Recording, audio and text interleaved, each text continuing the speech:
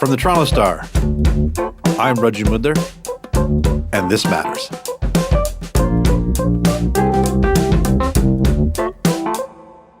Is it almost time to pour one out for the beer store?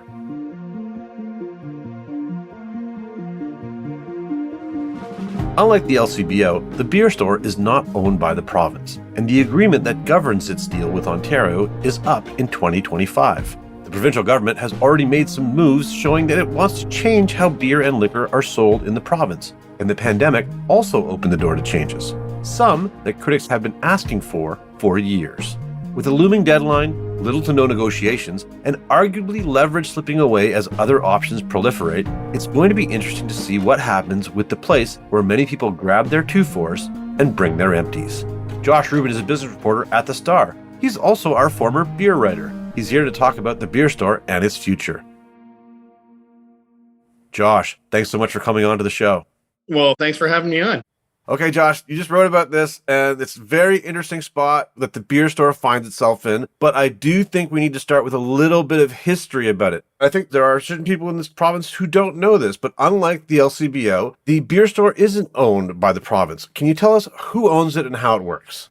I mean, people do assume, and we've actually at the start kind of done surveys over the years, showing 3/4 of people do assume that it is owned by the province, but it isn't. It's owned by basically the big brewers. Molson Coors owns 49%. Labatt, which is controlled by AB InBev, owns 49%. And Sleeman/Sapporo own the other 2%. What didn't always start out that way, but, it started out as a small brewers cooperative for distribution in the wake of Prohibition. As we were coming out of Prohibition, the government didn't want to have too many outlets selling booze because that was amoral and everything. So they kind of had the LCBO for the wine and the hard stuff. And then they thought, okay, well, these guys already have their own trucks delivering beer, so let's let them distribute beer. So that's how it started. But there was so much consolidation in the industry, over the years that by kind of like the late 70s, there were really effectively only 2 major brewers in the country. And that's now who owns it. And, because they've been subsequently either taken over or merged with other international conglomerates, we have a private duopoly owned by major corporations. So it's not exactly state-controlled liquor enterprise. That's an excellent way to put it. And this is one where I have to say, in the interest of full disclosure, I actually worked at Labatt's, right when it was Labatt's. I was at beer.com for about a year. And it was at that time that Labatt's was actually taken over by Interbrew at the time, which eventually became AN InBev. Yeah, that was the Belgians, and then the Belgians got taken over by the Brazilians, and it's all a big company. They sell 1 out of every single 3 beers on the planet. And the thing that always surprises people, even people internationally who come here and they say, what's this beer store thing? They just assume that it's a government-run organization. But I think even the most ardent free marketeer will kind of be able to wrap their head around state control of something. They'll be pissed off, but they'll understand the concept. But they're saying, wait a minute, you have 2 gigantic corporations and they control beer retailing? Like, that's nuts. Like, just philosophically, it blows people's minds. Well, this is just it. Because it's owned by the big guys, I would say that many of the smaller breweries have felt that they haven't always been treated fairly. Is that fair to say? Yeah, absolutely. They don't have to pay, like some of the marketing fees that they do with LCBO listings. And it's a less bureaucratic system to get your stuff listed, but it's still, you have to pay listing fees. And that stuff adds up if you're a small brewer. But, it is a less bureaucratic system. But if you were like a small cheese manufacturer, would you sell your stuff in the front of a store owned by Kraft? Or if you were like Blackbird Bread, for example, would you say, you know what? I trust Wonder Bread to take care of my property and give me the prominence that it deserves in their marketing schemes and in their retail location. So it's like, even if people are doing things on good faith, it's not an ideal setup if you're the small brewers, for sure. Okay, so now that we've explained what it is, things started to also change a few years ago. The Ford government has said they wanted to make changes to alcohol sales in the province. What happened? What they were trying to do was rip up the Master Framework Agreement. And the Master Framework Agreement was signed in 2015 by Kathleen Wynne when she was premier. And basically what that was the thin end of the wedge to kind of shake loose some of the beer stores' duopoly, right? I say duopoly and not monopoly because obviously the LCBO can sell beer too. So basically the Master Framework Agreement kind of said, okay, until the end of this 10-year agreement, there's only a limited number number of grocery stores which are allowed to sell beer and wine. So basically, 2 years ago, the Ford government had said, look, we want to blow this up. So they wrote up legislation saying that they were going to rip up the master framework agreement and kind of, like have beer and wine in corner stores and, like all over the place. And the brewers were like, no, no, no, no, no, no. Buddy, we got this contract. Sorry, I just realized this is like an audio medium, and I'm holding up an imaginary contract. So they said, no, we've got this contract. And so they went nuts is a reasonable interpretation. They basically wrote a lawyer's letter to the government saying, look at all these jobs are going to be lost. We've got all these rights under the contract. We've got all these rights under international law. And, if you actually implement this legislation, we're going to be considering all our options, including legal. And industry sources kind of told the Star that the province would be on the hook for up to $1 billion in damages, that would go to pay for a lot of hospitals or $10 a day daycare potentially. So when that happened, there were some talks a couple of years ago, like in the wake of this legislation, there were some negotiations, and then they kind of petered out and nothing has really happened in the intervening 2 years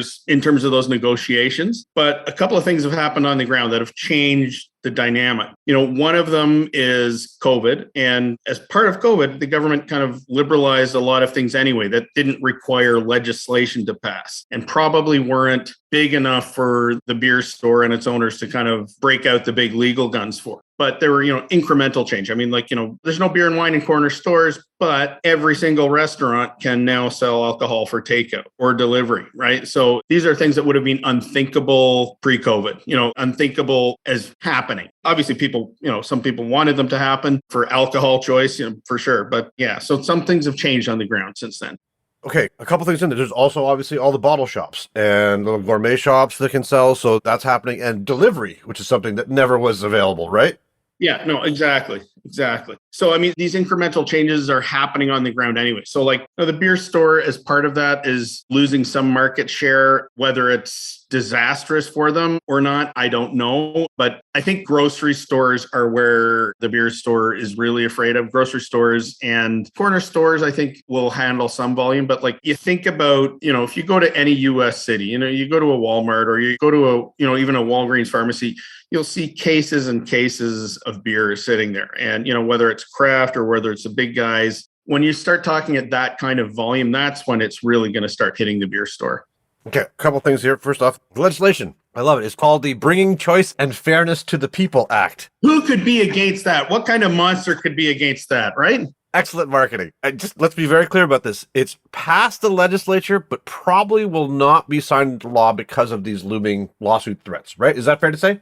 Exactly. Yeah, that's it. Because if they actually write it into law, then the beer store has grounds to file their lawsuit, right? Until it happens, it's all just no. Until the legislation is signed into law, there's nothing to sue about because it's not the law of the land yet. So, I mean, theoretically, they could sue about some of these other changes, but they wouldn't have as much grounds to stand on because those weren't covered by the Master Framework Agreement, those small things. This Master Framework Agreement was basically about limiting the number of grocery stores and kind of limiting the number of big kind of places that could handle it. So it's not the law of the land yet.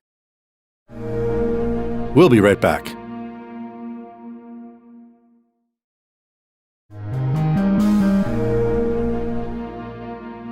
So then the other thing that I find really interesting about this and affecting potential negotiations on this front is that there's a looming deadline to this, right?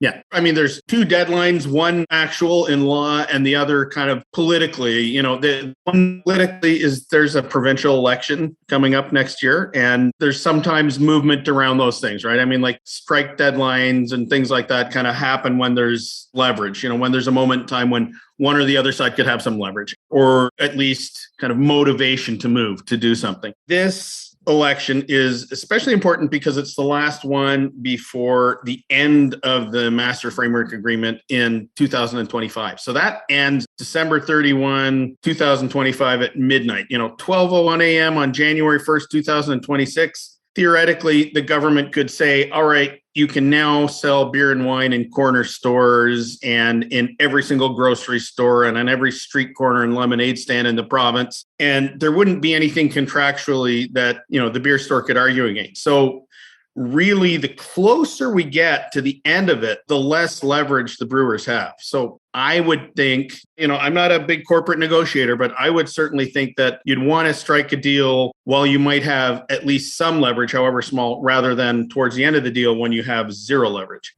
You talked to a bunch of experts. What are they saying? Do they think there will be negotiations on this? I think some people are of the mind that the brewers obviously want to try to get something now just to get a hill of beans. I mean, I think they realize that the ship has probably sailed in terms of getting like $1 billion check or something. And I think that realistically, they have sophisticated marketing teams and public relations folks. And I think they know that it would be terrible optics for the province to have to cut a large check to multinational corporations. So I think they realize there's no legal payday coming. So I think they probably would be pushing for a more realistic thing, which might be a non-monetary compensation, like say, giving the beer store some kind of rights in terms of beer distribution. Now, the province can't snap their fingers and tell the beer store's beer distribution wing to disappear, but the province could certainly guarantee that they would have a cut of the action, or like other distribution companies couldn't have more than X% or something. But again, there are already other trucking companies, refrigerated trucking companies out there that are starting to kind of do this, like Cool House is doing some distribution. So, I think they really don't have an awful lot to stand on in that regard. And the other part of the picture that kind of makes it harder for them to push is their market share is kind of been shrinking anyway, even before grocery stores started selling beer. Kind of their peak in the 70s, the beer store was selling north of 90% of the beer in this province. And like the LCBO was selling a few stale imports and skunky stuff from Central Europe, but they really didn't have any kind of volume, partly because they couldn't sell anything more than a 6-pack. So the beer store's market share, the last time I checked the numbers, about a year ago, it was like barely scraping 60%. So, I wouldn't be surprised if we were down to like the mid 50s at this point. And with that kind of plunge in market share, they're scrambling. I mean, they've had multi-million-dollar operating losses the last couple of years because they're not designed as a big money-making operation per se, like for their own operations. So their listing fees are cheap.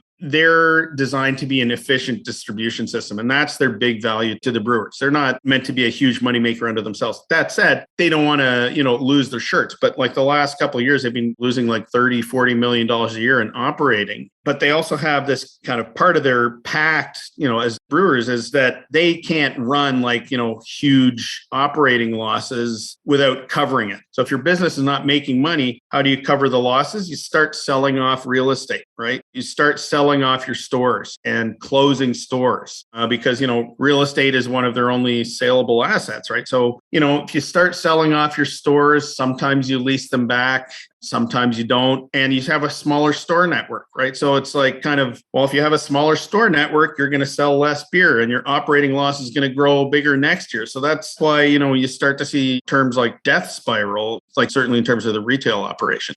So do we still need it? I guess this is the big question. It was created a really long time ago. All of its owners are multinationals. And I mean, you kind of already touched on it. The world of beer has changed. I mean, from the craft beer revolution, I live in a neighborhood with like 6 microbreweries around me. I can't tell you, to be honest, last time I actually went into a beer store. Yeah, I don't think we do, honestly. And that's not a shot at the hardworking people who work there. There are some lovely folks who work there. But when craft breweries have their own retail shops, when there are bottle shops on every other street corner selling far more interesting, far more varied beer than you can get at the beer store, I don't know that we need it. I think its time has passed. Had they turned the corner a little bit and at least modernize their stores a little more than they have. I mean, yeah, there's some shiny newer ones that are, kind of not horrific, but the LCBO for the last 20 years or so has been on a real store modernization drive. And it's a pleasant retail environment. You can kind of wander the shops. You've got tasting bars and, it's a nice environment. And they were almost like Stalinist places where you had to fill out your notepad and kind of like with an order number and somebody from behind the counter. And they turn the corner. So if they can turn the corner, if a operation as hidebound as that can turn the corner, surely the beer store could, but the brewers didn't want to invest in it, right? Because they saw it as just a cheap means of distribution. So I think that probably bit them in the ass a little bit. And I think that certainly didn't give them a fighting chance. But even with that fighting chance, even had they done that, I still think kind of the trends of history and kind of the modern beer scene in Ontario would have meant that they probably would have gone the way of the dodo, but maybe a little more slowly. Josh, this has been great for us. Is there anything I didn't ask that you think our listeners should know? Well, I think we'll start to see small breweries come together again, kind of like back to the roots of what the beer store was way back in the day when it started out as brewers retail. I think we're going to start seeing kind of like brewers selling each other's products in their bottle shops. I think that's pretty inevitable. I think we're going to see brewers merging to kind of help out their distribution arms, like say Steam Whistle and Bose did. That wasn't a full brewery merger, at least not yet. But as we kind of get to the next stages of the evolution here, I think we're going to see a lot of deals between smaller breweries, kind of helping each other out. But yeah, no, it's an exciting time for the beer market for sure. Really interesting story. Definitely one we're going to be watching. Josh, I really want to thank you for your time today. Thanks for having me on. Anytime. Josh Rubin is a business reporter at The Star.